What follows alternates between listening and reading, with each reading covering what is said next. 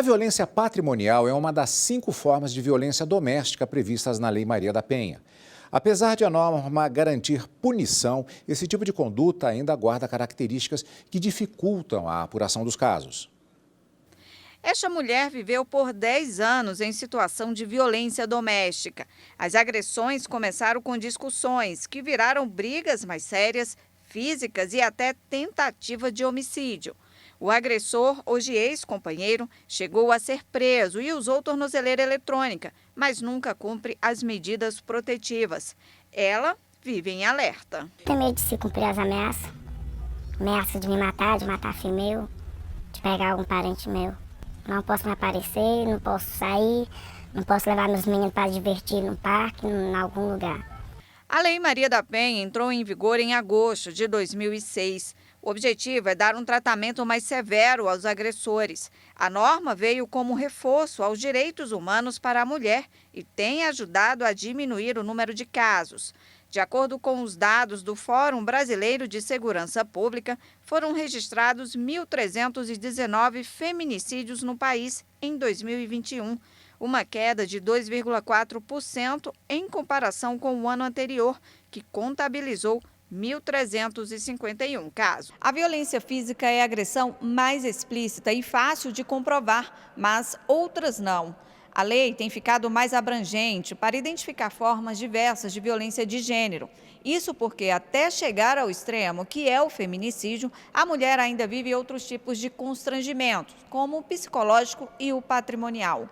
Nesse último caso, as mulheres e os filhos ficam vulneráveis à situação de violência, o que dificulta a saída do ciclo. Durante um relacionamento, essa violência pode se dar com o controle das finanças. Então, muitas vezes a mulher trabalha e não tem o controle nem do seu próprio salário. Por quê? Ela tem que entregar na mão daquele companheiro, daquele esposo, daquela pessoa, para que ele administre, para que ele faça tudo. Então, ela não tem condições de comprar as suas coisas, de desenvolver a sua autonomia, a sua liberdade financeira, porque os seus recursos são sempre controlados. A Lei Maria da Penha também considera como violência doméstica a violência patrimonial, entendida como qualquer conduta que configure retenção, subtração, destruição parcial ou total de seus objetos, instrumentos de trabalho, documentos pessoais, bens, valores e direitos ou recursos econômicos. A violência patrimonial é mais difícil de ser identificada porque pode passar como algo do dia a dia. Mas a advogada explica que o Conselho Nacional de Justiça, por exemplo, tem adotado medidas para identificar empecilhos na autonomia financeira da mulher vítima de violência de gênero. O Conselho Nacional de Justiça disponibilizou um protocolo de julgamento com perspectiva de gênero, onde eles trazem a ideia de que a violência patrimonial pode se dar também em ações de alimentos, onde a parte tem condições de pagar alimentos para um filho ou até mesmo para a ex-esposa, mas se recusa a fazê-lo como uma forma de punir financeiramente a outra parte. Isso também pode ser considerado como uma forma de violência patrimonial. E para sabermos mais sobre o tema da violência patrimonial, conversamos agora com a advogada especialista em Direito de Família, Luessa Santos. A quem, antes de mais nada, eu agradeço pela presença aqui no Jornal da Justiça, primeira edição. Boa tarde, doutora. Boa tarde, Carlos Eduardo. Também agradeço pelo convite para poder participar e esclarecer sobre essa situação tão grave que muitas mulheres, e como você comentou no começo da entrevista, idosos também acabam sofrendo essa violência patrimonial. Vamos chegar exatamente nesse ponto que faz parte justamente desse tipo de situação. Eu gostaria de começar perguntando a respeito de algo que foi demonstrado na reportagem, a respeito da dificuldade de se caracterizar essa situação de violência patrimonial. Como é que isso pode ser feito? O que é que caracteriza e o que é que fica numa zona enevoada que acaba criando essa dificuldade?